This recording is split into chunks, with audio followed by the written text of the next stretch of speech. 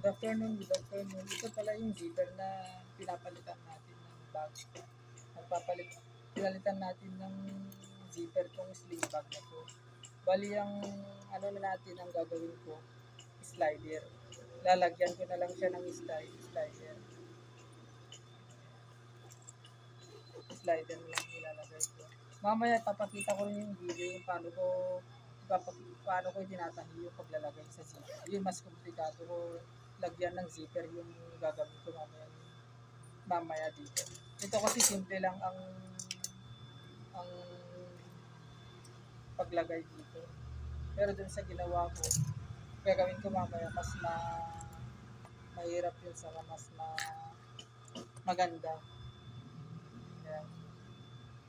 Ito palang ginagawa ko, pag natatanggal pag pinalitan ng zipper, tinatanggal ko ng butong sling. Ayan, sling ko, natanggal ko ng buyan. Tapos ulit na ikakabit. Tapos dodoblehin yung tahi. Ayan, kung nakikita nyo, ayan.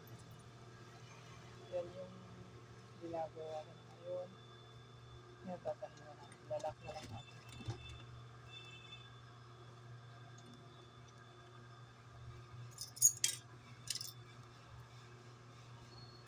Sa paglagay pala ng zipper, kailangan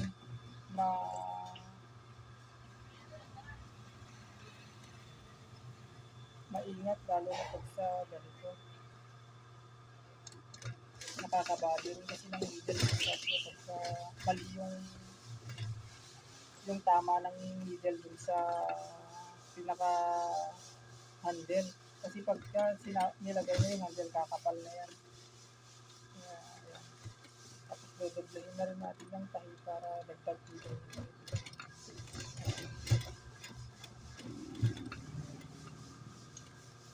Tinutulungan ko po yung makina na pag-ano sa para hindi magamit.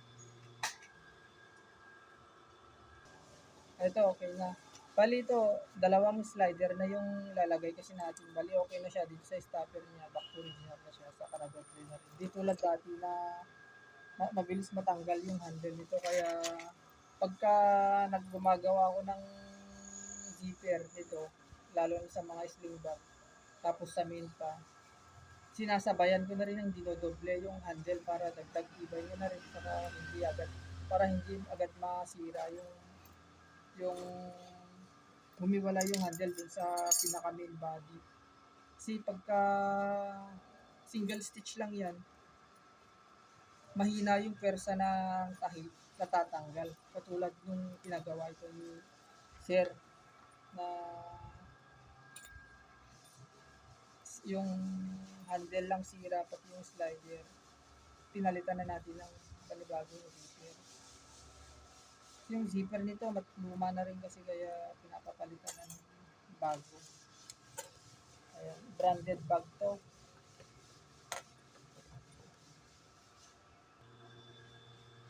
Ang mahirap sa ganitong bag yung lalo na sa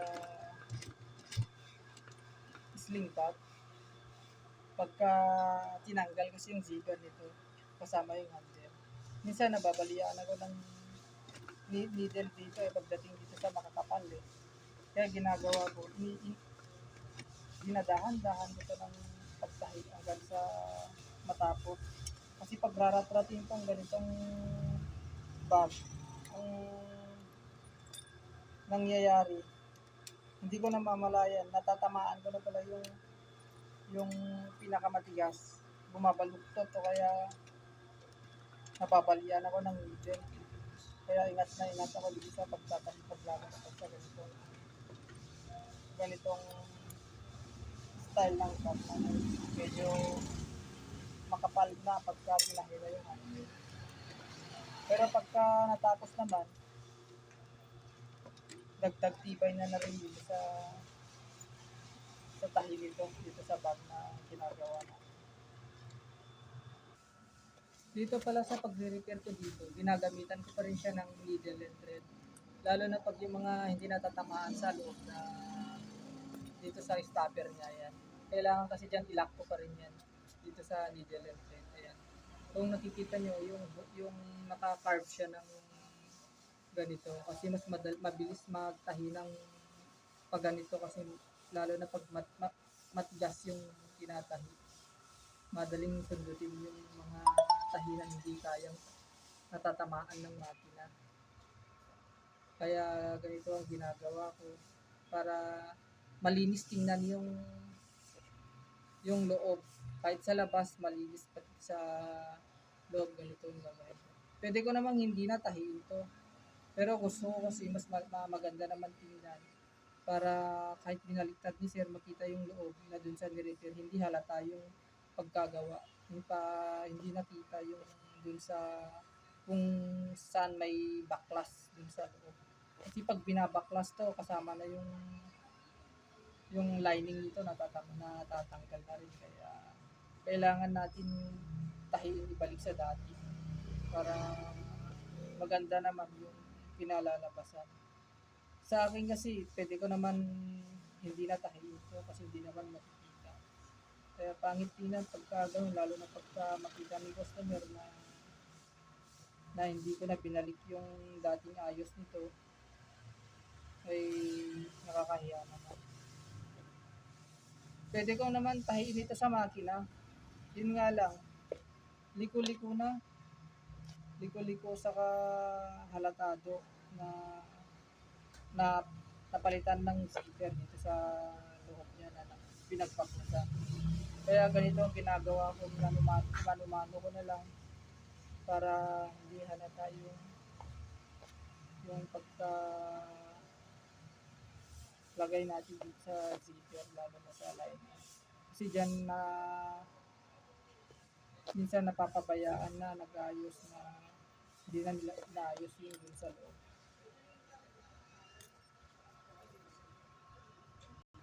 Ayun, okay na. Bali na tahi na natin dito sa loob niya. Ito yung loob ng zipper. Bali, babaliktad ko na lang. Ayan, binabaliktad ko to para matahi natin dun sa loob niya. Ayun. Maganda na yung kinalabasan. Matibay kasi na bag ito. Ayan, okay na. Yung isusunod ko naman, ito kung paano ko lalagyan ng zipper dito sa loob niya. Nabaklas ko na to. Lalagyan na lang natin ng zipper. Pakita ko ulit sa video mamaya. Ito, ilalagay na natin itong ano yan. Hindi ko muna lalagyan ng zipper.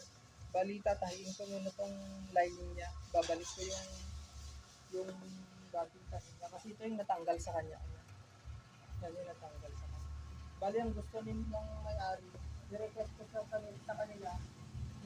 sa kanila na kung gusto nila para sakot na sakot yung dun sa loob, saradong-sarado pag nilagyan ng zipper. Tatanggalin natin to kako. Kaya yun, napapayag ko naman sila. Saka mas maganda kasi yun, lalo na pagka may mga maliliit na bagay na nilalagay dito, hindi maiwasan mahuhulog yun pagka yun lang zipper nilalagay. Bali, close na. Dalawang slider kasi nilalagay natin dito, kaya mas maganda na pagkatapos. Sa estudyante kasi to,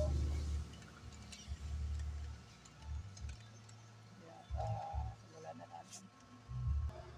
Ayan, tatahin na natin itong sa light. Kakabit natin para pagsalpak natin sa zipper, hindi na natin problema to. Kasi pag salpak mo yung zipper na sabay isasara natin to, mahirap kailangan isara ko muna to sa pinagbaklas natin din sa pinakita ko sa lagayan ng zipper niya. Ayun, okay na siya. Bali, minamarkahan ko na lang para dun sa lagayan ng zipper niya mamaya. Bali, ang ginagawa ko pagka bago ko lagyan ng zipper yung mga ganito, nilalagyan ko muna ng senyales dun sa lagayan ng zipper para kung saan dun ako mag-stop dun sa pagtatahi dito sa zipper niya. Ganito yung ginagawa ko pagka naglalagay ako ng zipper. Ayan, nilalagay ko na. Ganito. Ito yung mga ganitong bag. Ganitong zipper. Pwede nating bilisan yung pagtatahi dito. Rap-rap. Ganun yung pag diretso yung pagtahi. Kasi wala namang liko-liko. Kaya straight stitch lang siya. Kontrolin mo na lang kasi pagka wala sa control din, nawawala sa linya, pangit yun. Ayan. Ganito ko din.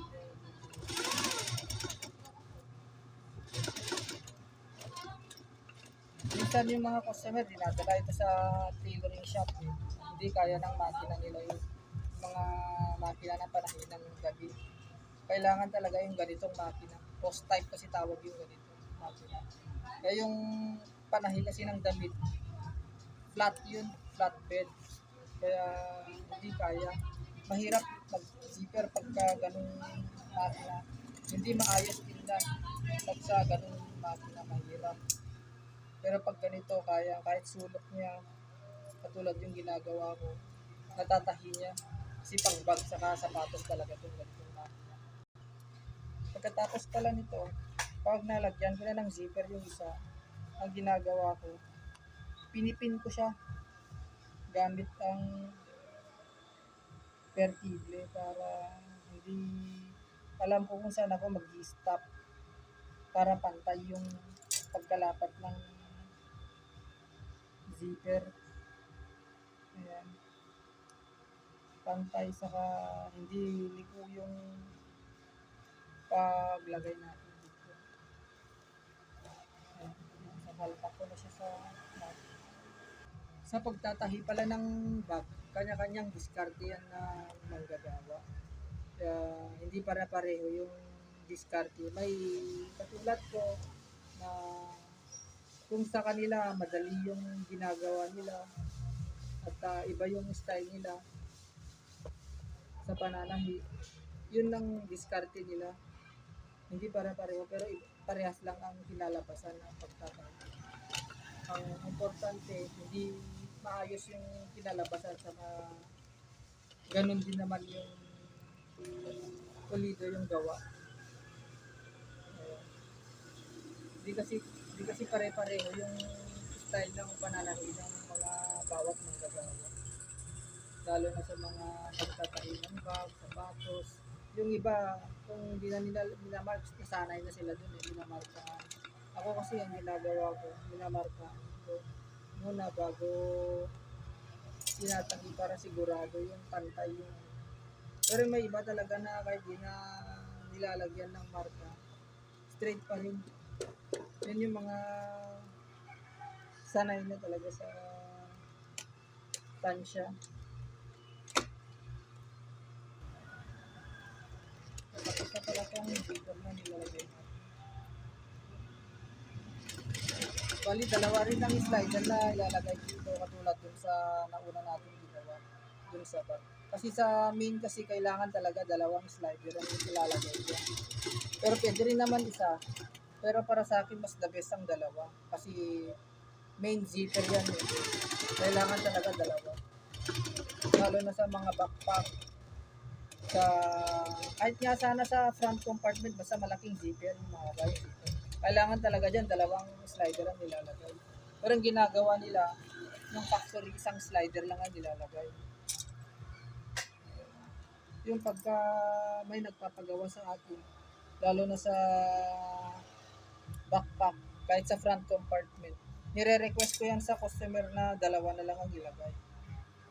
Pagka ganun, lalo na pag sa pangbiyahe, pang lagayan ng mabibigat na damit, may mga nilalagay na mabibigat.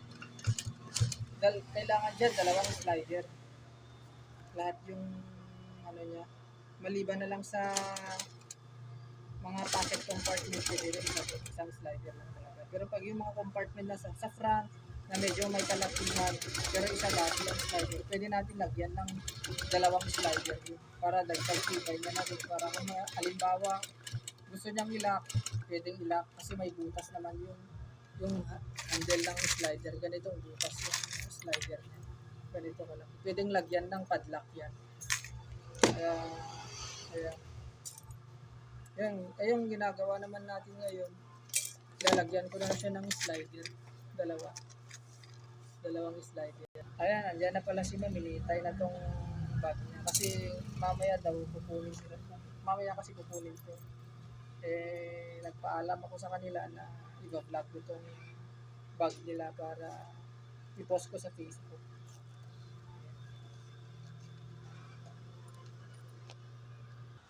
Ayan, tapos na pala tong zipper na nilagay natin. Ganito pala yung pagkalapat nito. Ayan, natapos na siya. Ayan yung pagkalapat nito. Bali, totally close na siya. Hindi na siya tulad dati kanina na open siya nung nilagay yung dating ito yung dating zipper niya. Lagayan ng zipper niya. Ayan siya. Pero itong nilagay natin, tinanggal natin saka ito dito na nilagay sa loob. Bali mas matibay na to saka dalawang slider saka hindi na siya matatanggal agad. Okay, sa mga gustong magpagawa, message nyo na lang po ako sa Facebook page ko at saka pwede nyo panoorin din sa YouTube yung mga gusto nyo panoorin yung full restoration na video dun sa item nyo. I-request nyo lang sa akin. And salamat and God bless sa ating lahat. Thank you.